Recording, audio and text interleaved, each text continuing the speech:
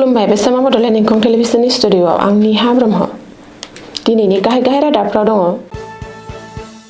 गुवाहाटीआव नकल रांजों लोगोसे सासे सुबुंखौ हमदों।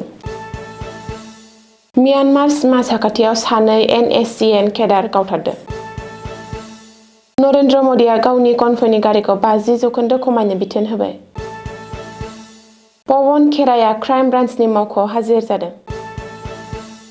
दिनै आसामनि गोदान सोरखारनि गिबि सान 21 मेनिफ्राय जागायगोन आसाम बिधान सभानि जथुम।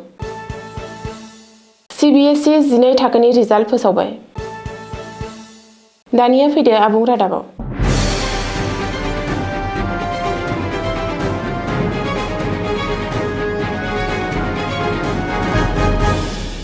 नकल रां फोसावनायनि बेरेखा गुवाहाटी पुलिस ISBTआव सिग्रोमना 2.45 लाख नकल रां बिलाइ बोखांनो हायो। लोगोसे बे जाथायजों सोमोन्दो थानाय अरुणाचल प्रदेशनि थागिरि दायनिगिरि तायें मुंनि सुबुंखौ पुलिसआ खायो। सिग्रोमनाय समाव पुलिसआ बिनि आखाइनिफ्राय 2.45 लाख नकल रांखौ जब्द खालामनो हादोंमोन। बबेखानि दायनिगिरिफोरा नकल रांफोरखौ लांनो नाजानायनि सिगां गुवाहाटीनि गुबुन सासे सुबुंनिफ्राय बुथुमदोंमोन होननानै सुलुंनिफ्राय मिथिनो मोन्दों। बे सिग्रोमनायखौ आजरा महकुमानि ACP नीलतपल सयकियाया दैदेनदोंमोन। बेनि अनगायैबो पुलिसआ बे ओनसोलाव नकल रां गोसारनायजों सोमोन्दो थानाय मोनसे गिदिर इन्टारनेट रेकेटआव लोब्बा थानायनि सन्देह खालामदों। बे समाव नायबिजिरगिरिफोरा दायनिगिरिखौ सोंथि खालामना नकल नटफोरनि गुदि फुंखाखौ सिनायथिनो आरो नेटवर्कजों सोमोन्दो थानाय गुबुन सुबुंफोरखौ नागिरनो नाजागासिनो दं। भारत म्यानमार सीमायाव बिग्रायारिनि बेरेखायै रैखाथि हान्जाया समबार मोनायाव अरुणाचल प्रदेशनि चांलां जिल्लायाव गोख्रों अपारेशननि गिख्रंथाव मोगा-मोगियाव NSCNनि सानै गेदेरखौ गावथारो।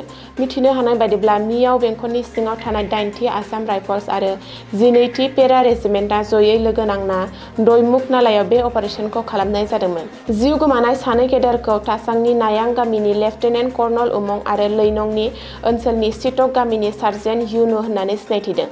बबेखानि रैखाथि हान्जाया सा 10 निफ्राय 15 हाथियार लाग्रा केडारफोरखौ मोनसे हान्जाखौ हाउस टेक्स बुथुमनो आरो जायगानि फालांगिरिफोरनाव रां बिनो थाखाय संकिं गामिनि फारसे थांगासिनो दंमोन होननानै 11 मे खालिनो रिपर्ट मोन्दोंमोन। बिग्रायारि आरो रैखाथि हान्जानि गेजेराव गोबाव सम गुलि गावग्लुंनायनि जाहोनाव आसाम राइफल्सनि सासे जवाना गोब्राबै जोखोम जानायनि खौरांबो मोन्दों। रैखाथि हान्जाफ्रा जाथायसालिनिफ्राय गोबां बिबांनि हाथियार, गुलि बारुद आरो दाय गोनां फोरमानलाइफोर बोखांनो हादोंमोन। फारसेथिं बिग्रायारि आफादा गावनि मिनिस्ट्रि अफ इनफरमेशन एन्ड प्रपेगान्डानि गेजेरजों बे फोसावनायखौ सोंखारिदों आरो जेबो जाहोन गैयाजासे मावनाय खामानिफ्रा गोथौवै दुखु गोनां आरो गिख्रंथाव लोगोसे गोरोबलायनायखौ दिदोमथि गैयै खालामदों होनना अजद होदों। नाथाय बे अपारेशना हाथियार लाग्रा हान्जानि रां जाख्ल'नायजों सोमोन्दो थानाय फोथायथाव खौरांनि सायाव बिथा खालामना बे अपारेशनखौ खालामदों होनना रैखाथि एजेन्सिफोरा फोरमायो। बे समाव मोगा-मोगि जानायनि उनाव खोमसिखौ खाबु लाना खारखोमालांनाय आद्रा थानाय बिग्रायारिफोरखौ हमनो थाखाय मियावनि सोरगिदिं थानाय गुदु हाग्रा ओनसोलाव सिग्रोमनाय हाबाफारि लानाय जायो। गाहाय मन्थ्रि नरेन्द्र मदिया गावनि कनभयनि गारिखौ खमायसिगोन। गावनि कनभयनि गारिखौ 50% खमायनो SPGखौ बिथोन होबाय नरेन्द्र मदिया। मख'नो गोनांदि बिदिन्थिया बोसोरनिख्रुइ साबसिन।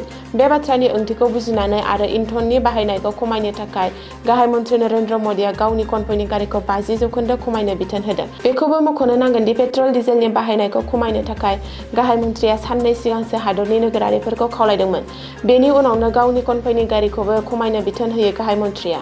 लोगोसे गावनि कनभयआव बांसिनै इलेक्ट्रिक गारिखौ बाहायनो थाखायबो बिथोन होयो।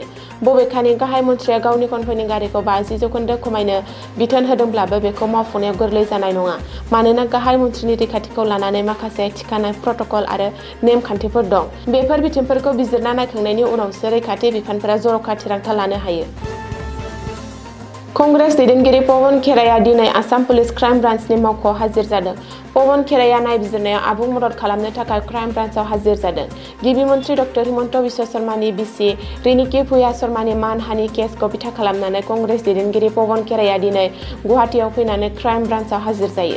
लोगोसे पुलिसनि नायबिजिरनायाव आबुङै मदद खालामगोन होननानै खौरांगिरिफोरजों सावरायनायाव बुङो पवन खेराया। मख'नो गोनांदि पवन खेराया गिबि मन्थ्रिनि बिसि रिनिकी भुया शर्मानि सायाव नंखाय अजदफोर होदोंमोन। बेनि हेंथायै रिनिकी भुया शर्माया क्राइम ब्रान्चआव एजाहार होदोंमोन। बेनि उननिफ्रायनो पवन खेराया खारखोमानानै दंमोन आरो आग्रिम जामिननि थाखाय बिजिरसालियाव साबसिदोंमोन आरो जौसिन बिजिरसालिया आग्रिम जामिन होनायनि उनाव क्राइम ब्रान्चआव हाजिर जानो ओंखारबोयो पवन खेराया। डक्टर हिमन्त बिश्व शर्मानि नैथि सरकारनि दिनै गिबि साननि फुङावनो गिबि मन्थ्रि डक्टर शर्माया आसामनि गिबिसिन गिबि मन्थ्रि गपिनाथ बरद'लैनो बिबार बावो। बेनि उनावनो गेदेर बाथ्रा फोसावनानै गिबि मन्थ्रिया बुङो दि बे खेबाव खामानिजों बाथ्रा बुंगोन, बुंनायजों नङा, खम बाथ्रा बुंगोन आरो बांसिन खामानि मावगोन। थांनाय 5 बोसोराव जायफोर जौगाखांनाय खामानि मावबोदों आरो बेनि दाहारखौ लाखिबाय थागोन होननानैबो गिबि मन्थ्रिया बुंदों। मख'नो गोनांदि दिनै आसामनि गोदान सोरखारनि गिबि केबिनेट मेल खुंदों। कयनाटरा गेस्ट हाउसआव खुंदों गिबि केबिनेट मेल। गिबि मन्थ्रि डक्टर हिमन्त बिश्व शर्माया गोदान सोरखारनि गिबि सानखालिनो फोसावदों बिधान सभानि जथुमा खुंनाय खालार। गिबि मन्थ्रिया बुंनाय बायदिब्ला 21 मेआव खुंगोन आसाम बिधान सभानि गिबि जथुम आरो बै सानखालिनो गोदानै सायख'जानाय एमएलएफोरखौ समायखिरा लाहोनाय जागोन। बबेखानि 21 मेआव आसाम बिधान सभा बिसायख'थिनि मेल खुंगोन आरो बेनि उनावसो आसामाव मन्थ्रि सभाखौ फेहेरनाय जागोन होननानैबो गिबि मन्थ्रिया बुंदों। बे खेबाव प्रटेम स्पिकार महरै सायख'दों गागि दैदेनगिरि चन्द्र महन पाटवारीखौ। मख'नो गोनांदि 12 मेआव गोदान सोरखारनि गिबि मन्थ्रि महरै फिन समायखिरा लादों डक्टर हिमन्त बिश्व शर्माया। हिमन्त बिश्व शर्माजों लोगोसे रामेश्वर तेली, अजन्ता नेयग, अतुल बरा आरो चरण बर'आ केबिनेट मन्थ्रि महरै समायखिरा लादों। Central board of secondary education सुंद'यै CBSE 2026 मायथाइनि 12 थाखोनि आनजादनि रिजाल्टखौ फोसावबाय। देग्लायनि CBSE 12 थाखोनि आनजादाव गासै 85.20% फरायसाफ्रा उथ्रिसार जानो हादों। हादरनाङै गासै 18.57 लाखनिबो बांसिन फरायसाफ्रा देग्लायनि 12 थाखोनि आनजादखौ लिरदोंमोन। मख'नो गोनांदि CBSEनि अफिसियेल वेबसाइटफोर cbseresults.nsc.in, cbse.nsc.in आरो results.cbse.nsc.in आव फोसावदों रिजाल्ट। बेनि अनगायैबो फरायसाफोरा उमां एप आरो IPRSनि गेजेरजोंबो थामहिनबा फन कलनि गेजेरजोंबो रिजाल्टखौ मोननो हागोन। हम पेजआव थानाय CBSE 12 रिजाल्ट 2026 लिंकआव क्लिक खालामनानै गोनां जानाय इनफरमेसन जेरै फरायसानि रल number, school number, admit card ID आरो जोनोम खालारखौ साबमिट खालामब्ला रिजाल्ट नायनो हागोन आरो मार्कशीटखौबो डाउनल'ड खालामनो हागोन। दिनैनि रादाबा एसेनोसै, गोजोन्थों।